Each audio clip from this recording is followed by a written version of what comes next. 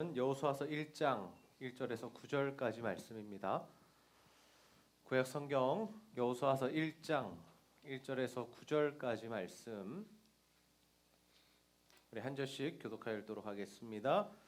여호와의 종 모세가 죽은 후에 여호와께서 모세의 수종자 눈의 아들 여호수아에게 말씀하여 이르시되 내 종 모세가 죽었으니 이제 너는 이 모든 백성과 더불어 일어나 이 요단을 건너 내가 그들 곧 이스라엘 자손에게 주는 그 땅으로 가라. 내가 모세에게 말한 바와 같이 너희 발바닥으로 밟는 곳은 모두 내가 너희에게 주었노니 곧 광야와 이 레바논에서부터 큰 강 곧 유브라트 강까지 헷 족속의 온 땅과 또 해 지는 쪽 대해까지 너희의 영토가 되리라. 내 평생에 너를 등이 대적할 자가 없으리니 내가 모세와 함께 있었던 것 같이 너와 함께 있을 것임이니라.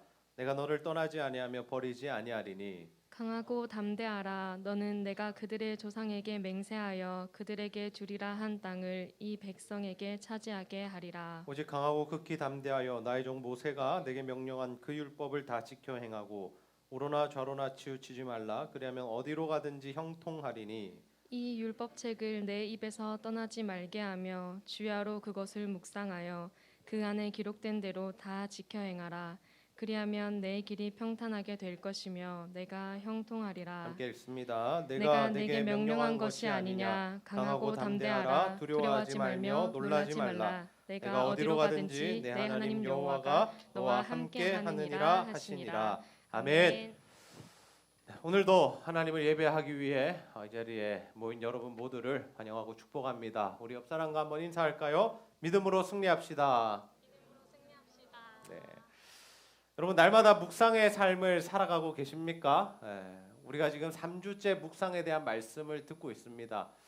여러분 묵상이 무엇입니까? 우리가 기본적으로 아는 묵상의 방법은 무엇이냐면 첫 번째 하나님 앞에 말씀을 잘 깨닫게 해달라고 기도하는 것입니다. 그리고 하나님의 말씀을 이해가 갈 때까지 3번 또는 5번 열심히 또 천천히 의미를 깨닫기 위하여 기도하는 마음으로 읽는 것이죠. 그리고 그 말씀을 다 이해했을 때 맥락을 충분히 파악했을 때 우리가 해야 하는 질문 2가지가 있는데 첫 번째가 무엇이냐? 하나님은 누구신가 하는 질문입니다.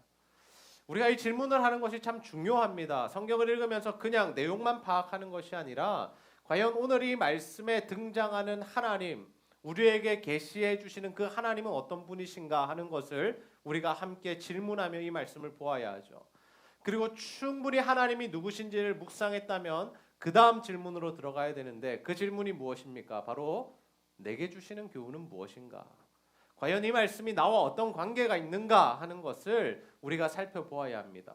그리고 그 깨달아진 말씀을 적용하고 순종하고 기도함으로 나아가는 것이 일반적으로 우리가 알고 있는 이 묵상의 방법이다라는 거죠.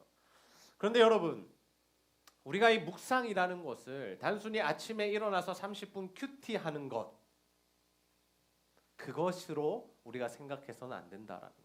그래서 제가 여러분에게 묵상을 하고 있습니까? 라고 질문했을 때 여러분이 마음이 참 찔리셨을 겁니다. 왜 찔렸습니까? 아침에 일어나서 30분 큐티를 잘 하지 않기 때문이죠. 네. 우리 김유현 형제 묵상 잘하고 있습니까? 김현자매 아침에 일어나서 출근하기 전에 제가 30분씩 하라 그랬는데 잘하고 있는지 모르겠습니다. 네. 우리 보경이 잘하고 있죠? 갑자기 얼굴을 돌리는데 그 이유는 뭘까요? 우리가 이 큐티를 하지 않아서 묵상을 하지 않는다라고 우리가 그렇게 생각하고 죄책감을 가질 수도 있어요. 그런데 그 큐티를 하는 것도 중요한데 사실은 여러분 우리 신앙생활 자체가 묵상이다라는 것을 여러분 기억해야 합니다. 무슨 말씀입니까? 우리가 하나님의 말씀을 읽고 또 듣고 묵상하고 그 말씀대로 살기 위하여 노력하는 이 모든 일련의 과정이 사실은 우리의 신앙생활을 대변하는 일이다라는 거죠. 그래서 묵상하고 있습니까? 라는 질문을 할 때 여러분 뭐라고 대답해야 하냐면 네, 저는 묵상하는 신앙생활을 살고 있습니다 라고 대답할 수 있어야 합니다. 누군가 여러분에게 신앙생활이 뭐냐라고 물을 때 여러분 어떤 대답을 해야 합니까? 네, 저는 묵상하는 삶을 살고 있습니다 라고 대답해야 되죠. 누군가 수아에게 너 예수 믿니? 너 신앙생활 하니? 라고 물었을 때 나 주일에는 제자들 교회 가서 예배를 드려. 그리고 가끔씩 수요 예배도 나가. 이게 우리의 신앙생활을 정의하는 것이 아니라 누군가 은비에게 너 신앙생활 하고 있니? 라고 물었을 때 나는 하나님의 말씀을 읽고 듣고 묵상하고 하나님 누구신지를 찾고 그래서 내게 주시는 교훈을 붙들고 순종하며 기도하는 삶을 살고 있어 라고 대답할 수 있어야 한다라는 거죠. 이 신앙생활이라는 것은 결국 우리가 묵상하는 삶을 의미한다라는 겁니다. 그렇다면 여러분, 우리의 묵상은 과연 어디로 향하여 가야 할까요? 우리의 묵상의 골, 우리의 묵상의 목표가 어디냐라는 거죠. 묵상이라는 것은 아침에 그냥 단순히 30분, 1시간 해서 해치우는 것이 아니에요. 마치 숙제하듯이 오늘 했어. 제가 이샘 전사님한테 질문했으면 전사님 대학부 아이들 묵상 잘하고 있습니까? 네. 큐티 나눔 잘하고 있습니까? 했더니 아니요, 잘 안 합니다. 한두 명만 올립니다. 네.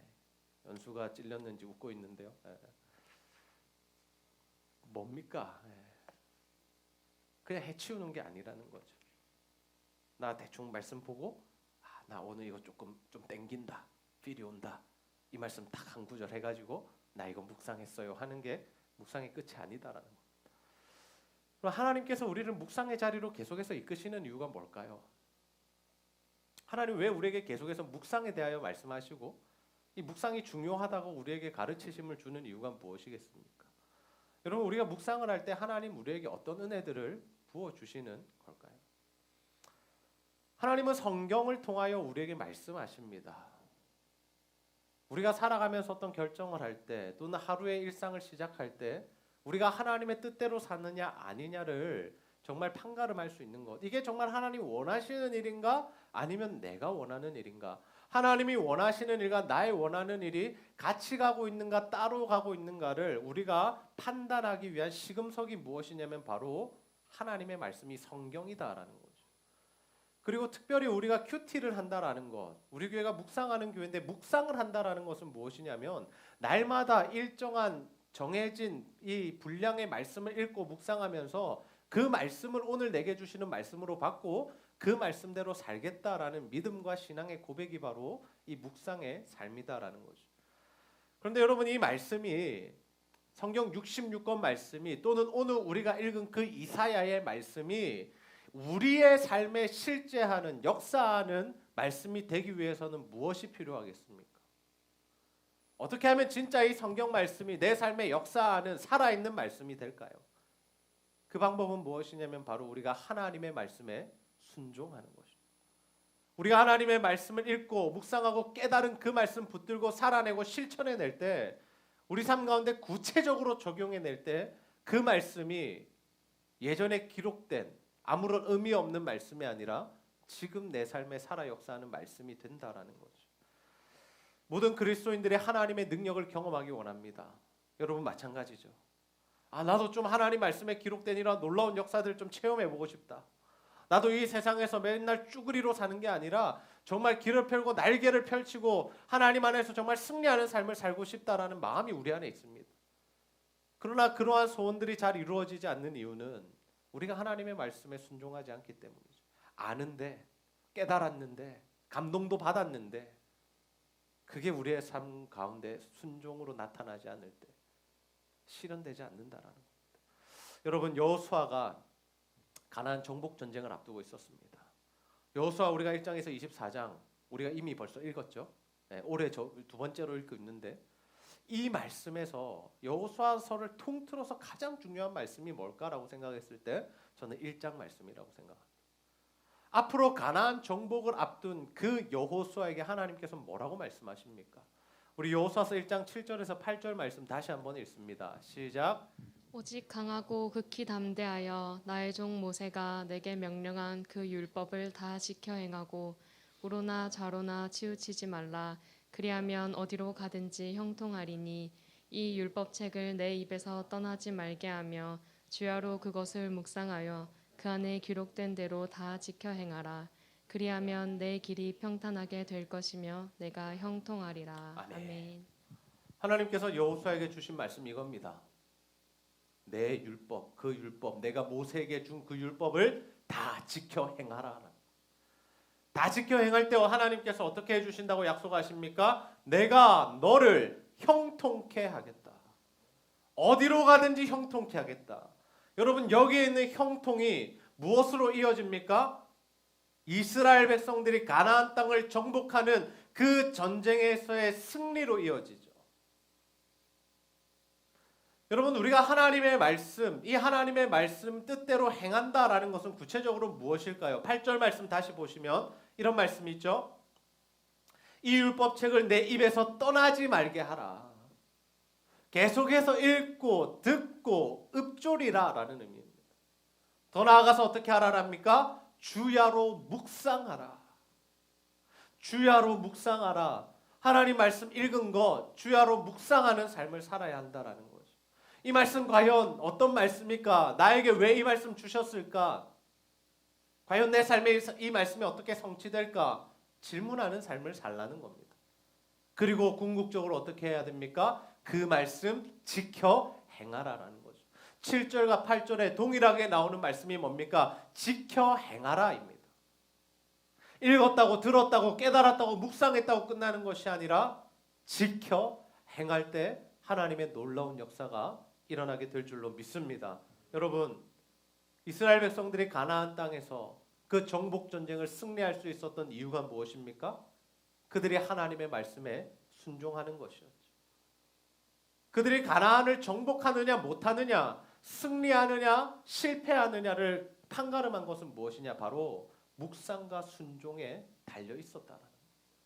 그들이 하나님 말씀 묵상하고 순종했다면 승리하는 것이고, 그렇지 않을 때는 패배했다라는 거죠. 여러분, 우리는 성공의 요인을 어디에서 찾고 있습니까? 여러분, 우리는 어떻게 하면 성공하는 인생을 살 수 있을까요?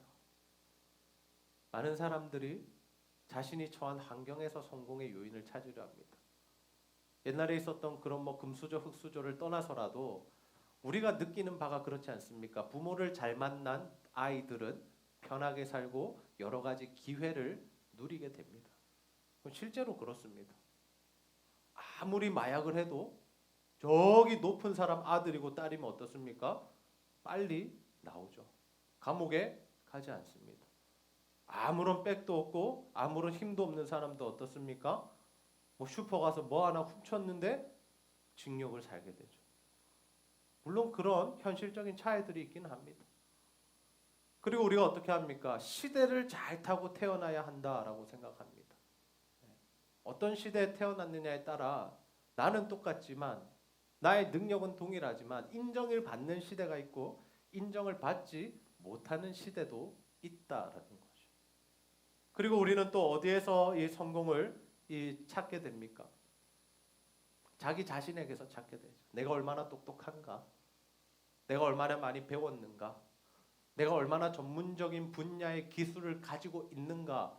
이것에 따라서 성공할 수 있느냐 없느냐가 판가름 난다라고 생각하죠. 그러나 여러분, 우리가 살아가는 이 세상에서 정말 하나님이 주시는 성공, 하나님이 인정하시는 성공하는 삶을 되기 위해서는 하나님 말씀에 절대적으로 순종해야 될 줄로 믿습니다. 하나님께서 말씀에 순종하며 승리한다는 것을 어떻게 보여주십니까? 여리고성 전투를 통해서 보여주시죠. 이미 여러분 알고 있습니다. 말도 안 되는 방법을 제시하셨고 이스라엘 백성들이 그 말씀대로 순종할 때 여리고성이 무너져 버렸습니다. 하나님 말씀에 순종할 때 진짜 승리케 된다는 것을 하나님께서는 이 여리고성 전투를 통하여 그들에게 보여주신 것이죠. 근데 반대로 이스라엘 백성들이 어디서 처참하게 실패합니까? 아이성 전투에서 실패합니다. 여리고라는 큰 성을 정복하고 아이성에 가봤더니 성이 작은 겁니다. 저 정도 성은 우리가 다 갈 필요도 없습니다. 몇 명만 보내서 몇천 명만 보내서 전쟁하게 합시다. 근데 가서 어떻게 됩니까? 지고 죽고 도망을 가게 되죠. 여러분, 왜 이런 일이 벌어졌습니까? 이스라엘 백성 중에 아간이라는 한 사람이 하나님 말씀에 불순종했기 때문입니다. 진멸하라고 했는데 다 죽여 없애라라고 했는데 그 물건이 탐이 나서 자기 집에 가져와서 땅 밑에 숨겨놓고 아닌 척하고 있는 그 불순종 때문에 결국 이스라엘 백성들이 전투에서 지고 실패했다라는 거죠. 여러분, 가나안 정복 전쟁의 성패는 이스라엘 백성들의 어떤 뭐 군사력이나 힘이나 지략에 있지 않았습니다. 전적으로 그들이 하나님 말씀에 순종하느냐 불순종하느냐에 따라서 그 전쟁에서 이기느냐 지느냐가 판가름 났다라는 거죠.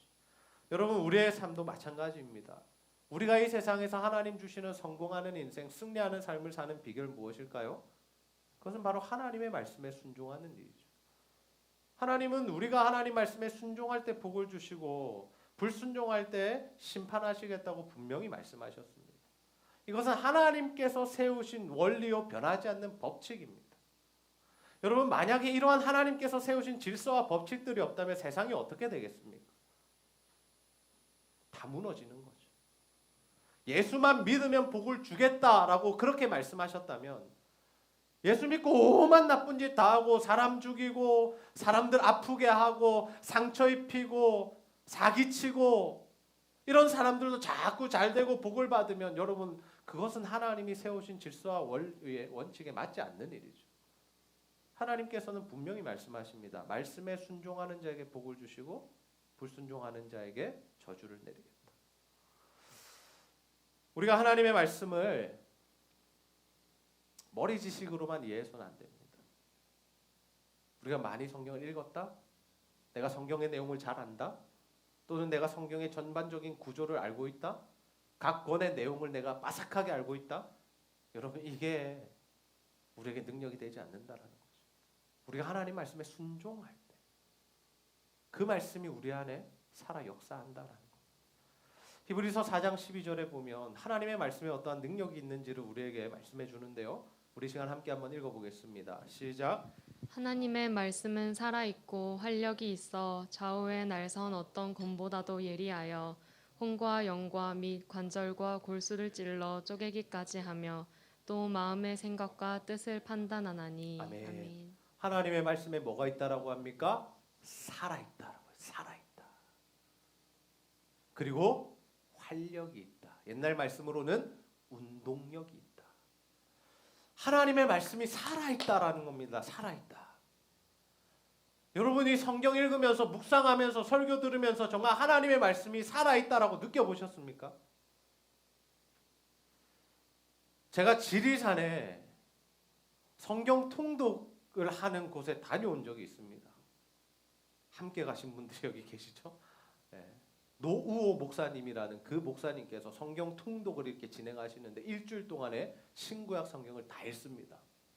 아침에 일어나서 밥 주는 시간 빼고는 계속해서 성경 읽고 성경에 대한 이 설명을 듣게 되는데 정말 힘들고 허리가 부서질 것 같고 막 다리에 지가 하루에 몇 번씩이나 나고. 근데 제가 거기 한 6번 정도 참석한 것 같아요. 근데 한 번은 제가 말씀을 읽는데 거기서 이제 그 통독하는 그 빠르게 읽는 그 오디오를 틀어주는데 그거를 따라 읽는데 어떤 구절에 딱 이르렀는데 그 말씀이 진짜 제 마음을 막 심장을 뛰게 만드는 말씀이 있었습니다. 자, 그런 경험을 하면서 하나님 살아계시구나. 진짜 하나님 말씀을 통해 역사하시는구나. 제가 그 말씀 아직도 제가 알고 있거든요. 기억하고 있거든요. 하나님 말씀이 살아있다라는 거죠. 그 살아있는 말씀이 어떻게 역사하냐. 우리의 영과 혼과 그리고 관절과 골수를 찔러 쪼갠다라는 거죠. 우리 교회 정형외과 의사 선생님 계시지만 혼과 영과 관절과 골수를 찔러 쪼갠다라는 것이 무엇입니까? 그 사람을 변화시킨다라는 거예요. 마치 하나님께서 우리를 수술시키시듯이 우리의 잘못된 부분, 죄악된 부분을 도려내시고 그리고 그것을 새살로 채우시는 그러한 수술을 우리에게 행하신다는 거예요. 하나님의 말씀은 살아있기 때문에 우리가 하나님의 말씀을 묵상하게 될 때 때로는 우리가 가슴에 찔림을 받기도 하고 아, 내가 그렇게 살면 안 되겠다라고 생각을 하기도 한다라는 거죠. 제가 지난주에 있었던 일입니다. 선아가 시소를 타다가 여기 눈꺼풀이 좀 찢어졌어요. 마음이 좀 아팠습니다. 딸내미인데 얼굴이 다치면 좀 마음이 아픕니다. 그래서 수소문 끝에 찾아간 이 병원이 아무튼 아이들 찢어지면 부산에 있는 사람들 거의 거기 가는 병원입니다. 잘 입어주고 상처 없이 해주는 병원이었습니다. 근데 거기서 저희가 설명을 들었을 때 수술비가 얼마였냐면 20만 원이었거든요. 꼬매고 하는데 수술하는데 20만 원이 드는데 나중에 보니까 우리가 결제한 카드에 보니까 금액이 얼마가 적혀 있느냐 2만 원이 적혀 있는 겁니다. 여러분이라면 어떻게 하시겠습니까? 18만 원이 굳었습니다. 그죠? 굉장히 기쁜 일이죠. 고민했습니다. 어떻게 해야 되냐. 목사인 저도 고민했습니다. 근데 제가 이 묵상에 대한 설교를 준비하고 지난주에 제가 설교의 주제가 뭐였습니까? 하나님 누구신가였죠. 하나님 누구신가의 설교를 준비하는 계속해서 마음에 찔림이 오고 부담이 오는 겁니다. 그거 돌려줘야 된다고. 돌려줘야 된다고. 물론 병원에서 우리에게 돌려내란 말 하지 않습니다. 실수한 것도 모르죠. 왜냐하면 하루에도 수십 명이 이마 찢고 눈 옆에 찢고 턱 찢고 어떤 아저씨는 여기 머리 찢고 문에 부딪혀가지고 막 이렇게 많이 옵니다. 그거 정산할 시간도 없고 실수한 거 밝혀낼 시간도 없고 굳이 그거 하나 안 받아도 병원이 잘 돌아갑니다. 근데 하나님이 우리에게 그런 감동을 주시고 찔림을 주시더라고요. 그래서 아내와 이야기했습니다. 가서 돌려주자. 그래서 아내가 가서 카드를 내밀고 20만 원인데 우리 2만 원 결제했으니까 18만 원 더 계산하세요 하니까 간호사가 좀 이상한 사람 쳐다보듯이 물론 감사하다고 이렇게까지 할 필요 없는데 뭐 이런 식으로 이렇게 하고 마무리를 했습니다. 그 뒤에 우리 부부 가운데 이 마음 가운데는 평안이 참 크더라고요. 하나님의 말씀이 살아있다라는 거죠. 하나님의 말씀은 우리의 영과 혼과 마음을 다 알고 계시다라는 겁니다. 제가 아쉬운 부분이 하나 있습니다. 제가 아내에게 그 이야기를 했습니다. 그 사람이 막 황당해하고 왜 그러냐 물어볼 때 한마디 하지. 우리 교회 다녀요라고 한마디 하지 그랬어라고 그렇게 제가 이야기를 했는데 뭐 생색내자는 건 아니고 물론 정상적으로 돌린 일이니까 반드시 우리가 해야 할 일인데 여러분 우리가 하나님의 말씀이 살아있다라는 것은 여러분에게 하나님이 말씀을 통해서 메시지를 주실 때가 있다라는 것. 우리가 무언가 잘못된 행동을 할 때 하나님께서 양심의 찔림을 주시는 것도 하나님이 주시는 메시지입니다. 우리가 어디로 가야 될지 기도하며 고민할 때 하나님이 어떤 말씀을 우리에게 주신다면 그 말씀에 따라가면 된다라는 거죠. 기독교 역사 가운데 엄청나게 지대한 공헌을 했던 신학자가 있습니다. 어거스틴이라는 사람인데요. 이 어거스틴이 젊었을 때 어떤 삶을 살았냐면 여자에 빠져서 굉장히 성적으로 타락한 삶을 살았습니다.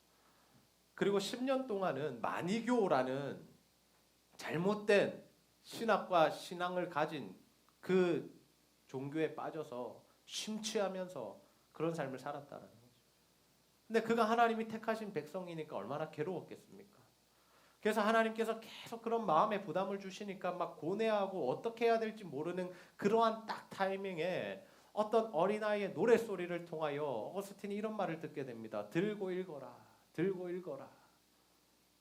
그래서 어거스틴이 성경책을 펴고 읽었던 말씀이 뭐냐면 로마서 13장 13절에서 14절 말씀입니다. 제가 읽겠습니다. 낮에와 같이 단정히 행하고 방탕하거나 술 취하지 말며 음란하거나 호색하지 말며 다투거나 시기하지 말고 오직 주 예수 그리스도로 옷 입고 정욕을 위하여 육신의 일을 도모하지 말라. 완전 어거스틴의 삶에 딱 들어맞는 말씀을 하나님께서 주셨죠. 후에 어거스틴이 고백하기를 자신이 그 말씀을 읽을 때 엄청난 빛이 자신의 마음 안으로 들어오는 것을 느꼈다라고 합니다. 그 빛이 무엇이었을까요? 성령 하나님 아니셨겠습니까? 성령 하나님께서 그를 감동시키시고 감화시키셔서 그의 잘못과 죄들을 깨닫게 하시고 그래서 그가 그 자리에서 회개하고 회심하여서 다시금 올바른 예수 그리스도를 믿고 하나님을 향한 신앙을 가지고 신학 공부에 매진하여서 지금까지도 길이 남는 신학자가 되었다라는 거죠. 여러분 우리의 인생을 변화시키는 말씀은 단 한 구절일 수도 있습니다. 물론 66권 모든 말씀 날마다 묵상하는 말씀을 통해서 우리의 삶이 점차 변해가는 것이지만 획기적으로 우리의 삶을 변화시키는 것 180도 우리의 삶을 돌려놓는 것은 단 한 구절일 수도 있다. 아니 단 하나의 단어일 수도 있다는 겁니다. 그럼 바라기는 하나님께서 여러분에게 주시는 그 말씀 한 단어든 한 구절이든 한 책이든 그 말씀에 반응하고 순종하는 삶을 사셔서 정말 하나님의 놀라운 역사를 경험하게 되시기를 주님의 이름으로 축복합니다. 그런데 여러분, 우리가 이렇게 하나님 말씀을 깨닫고 순종하면 복을 받는다라는 사실을 다 알고 있지만 사실 그 순종의 삶이 쉽지 않은 것은 우리의 공통된 고백일 것입니다. 여러분, 우리가 하나님의 말씀에 순종하고 싶은데, 그래서 복 받고 싶은데 왜 우리는 이 순종의 삶이 잘 되지 않는 것일까요? 왜 우리는 계속해서 신앙의 슬럼프를 오래간 겪으며 하나님의 말씀에 뜨겁게 반응하지 못하고 신앙생활을 활력 있게 못하는 그러한 삶을 살아가고 있을까요? 그 이유가 무엇이냐면 우리에게 하나님의 말씀에 순종할 힘이 부족하기 때문입니다. 여러분, 우리가 운동을 잘하는 사람들은 어떻습니까? 운동을 하는 방법도 알아야 되지만 그 운동을 실제로 수행해 갈 수 있는 근력이 필요하다라는 거죠. 여러분, 우리가 축구 보면서 어떤 생각 자주 합니까? 골문 앞에서 슈팅을 딱 때렸는데 빗나간다. 그때 우리가 어떤 이야기들 자주 하죠? 에라이, 저것도 못 넣나? 무슨 발이랍니까? 똥발이랍니까? 개발이라 그러죠. 네. 아유, 저 개발 이러면서 막 욕을 합니다. 근데 여러분, 우리가 그 자리에 선다면 우리가 과연 그렇게 잘할 수 있을까요? 무슨 말씀이냐면 우리가 아는 것과 실제로 우리가 행하는 것 사이에는 큰 간격이 있다라는 거. 다른 사람들의 삶을 보면서 왜 저렇게 못하지? 왜 저것밖에 안 되지? 라고 말할 수 있지만 실제로 우리가 그 자리에 섰을 때 우리는 그 사람보다 더 못할 수도 있다라는 거죠. 마찬가지로 우리가 하나님 말씀에 순종하려면 영적인 근력이 필요합니다. 하나님 말씀에 순종해서 점점 우리 몸에 쌓여가는 그 근력들, 그 힘들, 근지구력들이 우리 안에 있을 때 하나님의 말씀에 순종할 수 있다는 거죠. 그럼 여러분, 우리가 이 하나님의 말씀에 순종하는 근력을 키워가는 방법이 무엇이냐? 바로 기도다라는 거죠. 우리가 기도할 때 하나님의 말씀을 깨닫기도 하지만 그 깨달은 말씀을 순종하기 위해서는 반드시 기도의 힘이 뒷받침되어야 해요. 기도 없이 하나님의 말씀에 순종할 수는 없다라는 거죠. 여러분, 기도가 무엇입니까? 나를 죽이고 십자가를 지고 주님을 따라가는 일이죠. 내가 힘듭니다, 어렵습니다, 이거 들어주세요, 저거 들어주세요 하는 것도 기도이지만 하나님 우리의 아버지 되시기 때문에 그 기도도 들어주시지만 사실 우리에게 허락하신 기도는 무엇이냐면 나를 죽이고 주님을 따라가게 하옵소서라는 것이 기도의 본질이다라는 거죠. 우리가 예수님을 닮아가는 변화된 삶을 살기 위해서 필요한 것은 기도다라는 겁니다. 기도다. 여러분, 우리 안에 죄인된 본성이 있으면 하나님의 말씀이 들리지 않습니다. 똑같이 이 자리에 앉아 있어도, 똑같이 제가 설교 말씀을 해도 내 생각과 내 고집과 내 자아로 가득 찬 사람들은 하나님의 말씀이 한 귀로 들어왔다 한 귀로 흘러나가 버린다라는 거죠. 간혹 그 말씀 깨닫더라도 순종할 힘이 없습니다. 순종하지 않은 이 말씀으로 인한 변화와 복을 누리지 못한다라는 거죠. 여러분, 하나님의 말씀 지식적으로만 받지 마시고 정말 순종의 자리까지 나아가는, 그래서 정말 하나님의 살아계심을 경험하는 저와 여러분이 다 되시기를 주님의 이름으로 축복합니다. 여러분, 우리가 자녀들에게 순종을 가르칠 때 어떤 방법을 사용합니까? 그 자녀가 순종했을 때 적절한 보상을 주는 겁니다. 아이들이 말을 잘 들을 때 안아주고 뽀뽀해주고 칭찬해주면 자녀들이 그 감정, 엄마 아빠가 나를 사랑하는구나 라는 감정으로 인하여서 그들이 부모에게 순종하게 되죠. 조금 더 크면 어떻습니까? 그들이 원했던 것들, 바랬던 것들을 순종 잘했을 때 그들에게 부여하는 것도 좋은 방법입니다. 시험 잘 친다고 아이폰 사주고 거기까지 갈 필요는 없지만 그래도 적절하게 맛있는 것도 한번 사주고 필요했던 옷들도 한번 사주고 학용품들도 사주고, 그렇게 하면서 자녀들이 순종으로 인한 복, 그 복의 맛을 보도록 만드는 것이 중요하다라는 거죠. 우리도 마찬가지입니다. 하나님, 우리가 순종할 때 엄청난 복을 부어주시기도 하시지만 때로는 조금씩 우리에게 복을 주신다라는 거예요. 어떨 때는 우리 마음에 평안을 주시고 어떨 때는 우리가 고민했던 문제들을 해결해 주시기도 하시고 어떤 문제로 인하여서 우리가 고민하며 하나님 말씀의 인도를 받아갔더니 뭔가 인생이 잘 풀리게 하시고 그러한 일들이 있을 때 우리 마음 가운데 어떤 마음이 생깁니까? 또 순종해야지. 또 말씀대로 살아야지. 나 주님 말씀 붙들고 살아야지 하는 그러한 순종의 자리로 나아갈 수 있다는 거죠. 그럼 수협에 나오는 친구가 있습니다. 제가 수아라고 이야기하지 않습니다. 수아가 왜 수협에 나올까요? 모르겠습니다. 집이 가까워서 나오는지 할 일이 없어서 나오는지. 그러나 수협에 나와서 하나님 말씀 듣고 기도하면서 하나님 주시는 은혜가 있을 때 또 오고 싶은 마음이 생긴다. 여러분 그런 영적인 근력들, 하나님 은혜에 반응하는 그런 영적인 근력들을 여러분 키워나가시기를 바랍니다. 베드로가 밤새도록 그물질했는데 고기 못 잡은 적이 있습니다. 그때 예수님께서 베드로에게 가셔서 뭐라고 말씀하시죠? 깊은 곳에 가서 그물 내려볼래? 베드로가 어떻게 합니까? 그 말씀 순종하여 그물 내립니다. 그때 놀라운 역사가 일어나는데요. 우리 누가복음 5장 5절에서 6절 말씀 함께 읽습니다. 시작. 시몬이 대답하여 이르되 선생님 우리들이 밤이 새도록 수고하였으되 잡은 것이 없지만은 말씀에 의지하여 내가 그물을 내리리이다 하고 그렇게 하니 고기를 잡은 것이 심히 많아 그물이 찢어지는지라. 아멘. 시몬이 대답합니다. 뭐라고 합니까? 우리들이 밤이 새도록 수고하였으되 잡은 것이 없습니다. 이게 뭡니까? 우리 삶의 경험이고 우리 삶의 가치관이고 우리 삶의 고집이죠. 해봤는데 안 되던데요. 기도한다고 안 들어주시던데요. 수협에 나온다고 내 문제 해결 안 되던데요.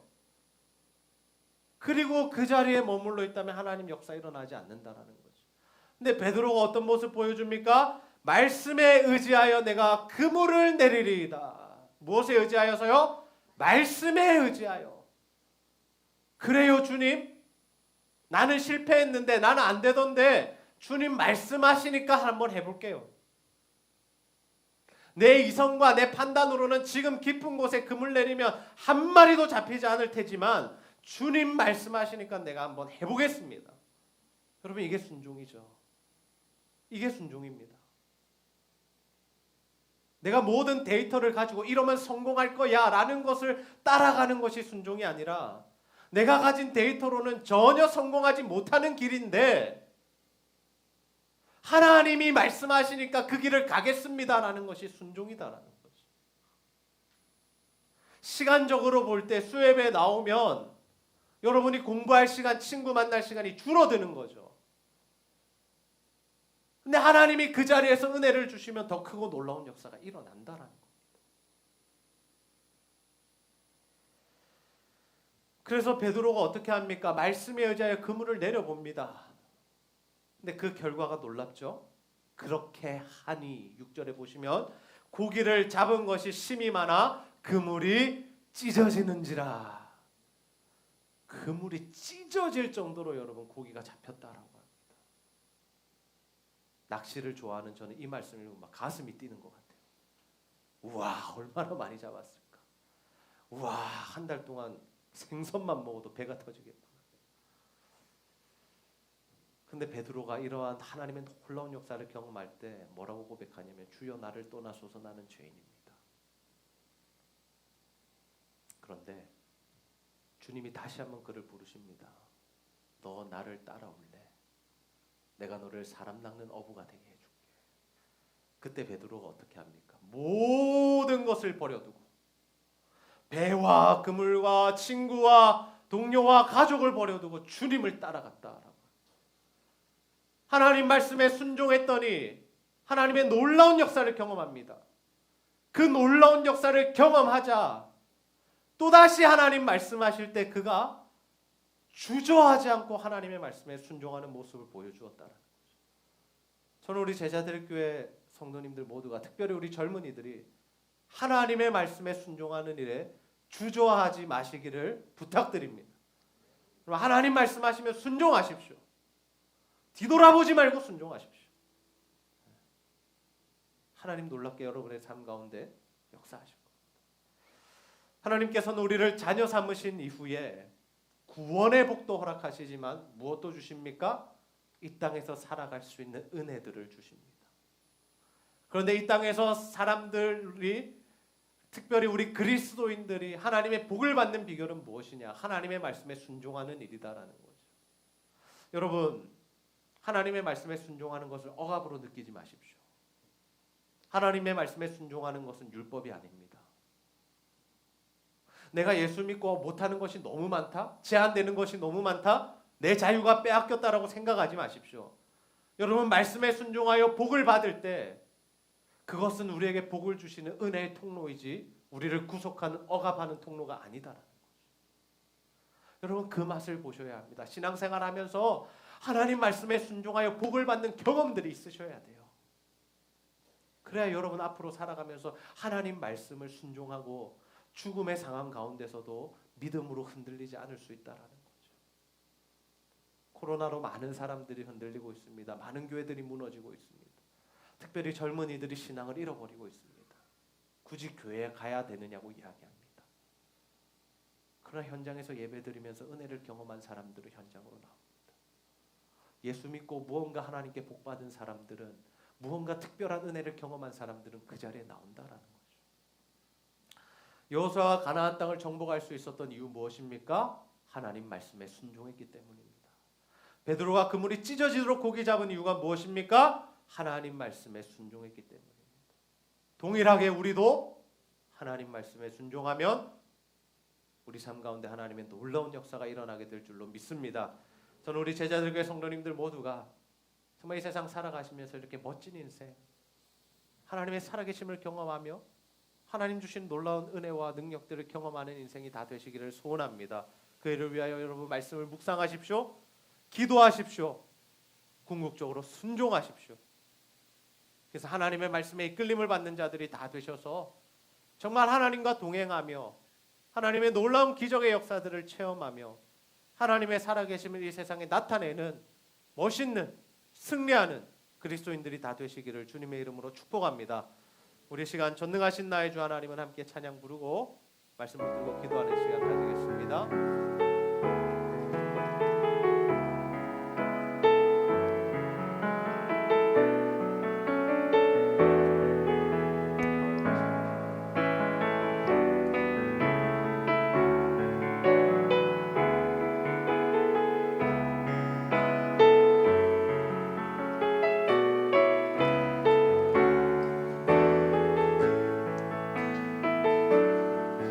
전능하신 나의 주 하나님은 능치 못하실 전혀 없네.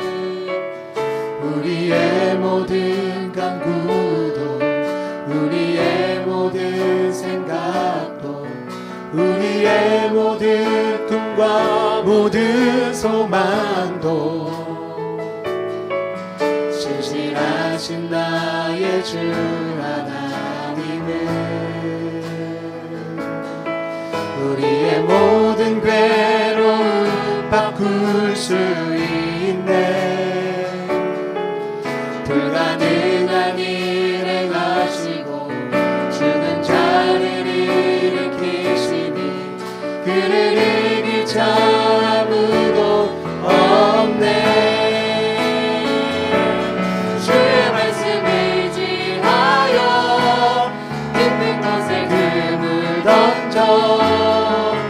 오늘 그가 놀라운 일을 이루시는 것보라. 주의 말씀을 의지하여 믿음으로 금을 던져 믿는 자에게 능치 못함 없네. 전능하신 나의 주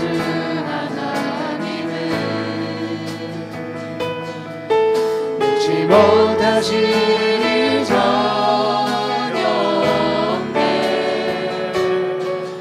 우리의 모든 간구도 우리의 모든 생각도 우리의 모든 꿈과 모든 소망도 동일하신 나의 주 하나님은 우리의 모든 괴로움 바꿀 수 있네. 불가능한 일에 가시고 죽은 자를 일으키시니 그를 이길 자 아무도 주의 말씀 의지하여 깊은 곳에 금을 던져 오늘 그가 놀라운 일을 이루시는 것 보라. 주의 말씀 의지하여 믿음으로 금을 던져 믿는 자에게 능치 못함 없네. 주의 말씀 의지하여 깊은 곳에 금을 던져 오늘 그가 놀라운 일을 이루시는 것 보라. 주의 말씀 의지하여 믿음으로 금을 던져 믿는 자에게 능치 못함 없네.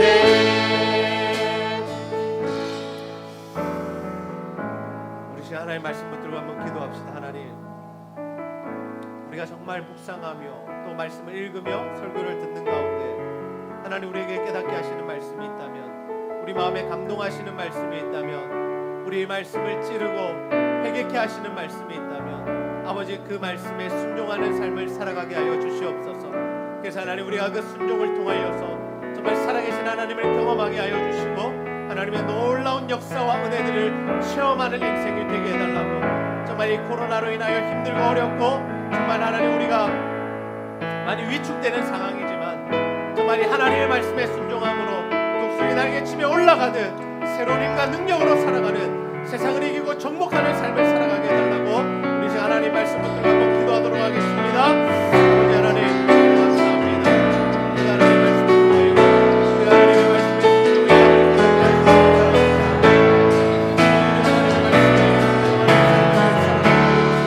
주님의 말씀에 의지하여 살아가는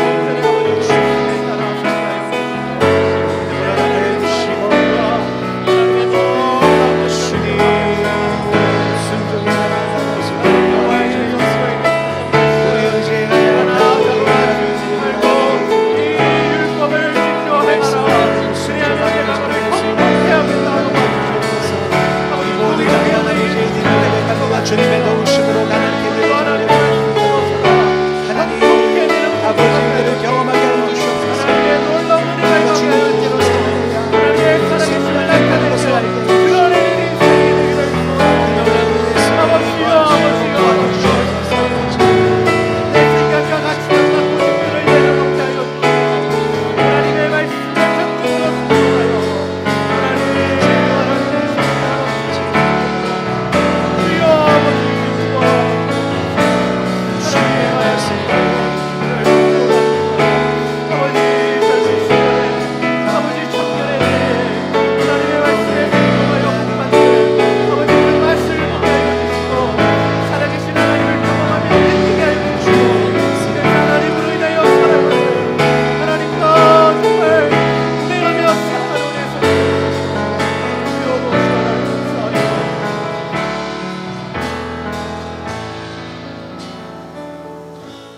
하나님 오늘도 말씀을 통하여 우리가 정말 이 세상에서 성공하며 하나님께 복받는 삶의 비결이 무엇인지 깨닫게 하시니 너무나 감사합니다.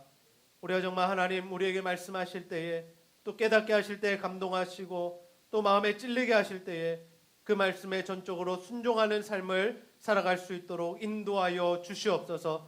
하나님 말씀에 순종하는 자에게 복을 주시겠다고 약속하셨사오니 우리 어떠한 상황 가운데서도 주님 말씀에 순종하여 복받는 인생 되게 하여 주시고 독수리 날개치며 올라가듯 정말 하나님 주시는 새 힘과 새 능력으로 이 세상을 이기고 정복하는 삶을 살아갈 수 있도록 주여 도와주시옵소서. 오늘도 하나님 우리 가운데 육신의 질병과 영적인 질병과 또 진로의 문제와 또 관계의 문제와 재정의 문제로 신음하며 아파하는 지체들이 있다면 하나님 이 시간 찾아와 주시고 만져주시고 예수 십자가 보혈의 능력으로 깨끗이 고쳐 주시옵소서. 오늘 하나님 은혜를 사모하며 예배 자리로 나온 모든 자들에게 하나님 한량없는 은혜와 복을 부어주시고 하나님과 교회와 성도들 사랑하는 마음으로 드리는 모든 물질과 헌신 주여 기쁘게 받아 주시옵소서. 감사드리며 예수님의 이름으로 기도하옵나이다. 아멘.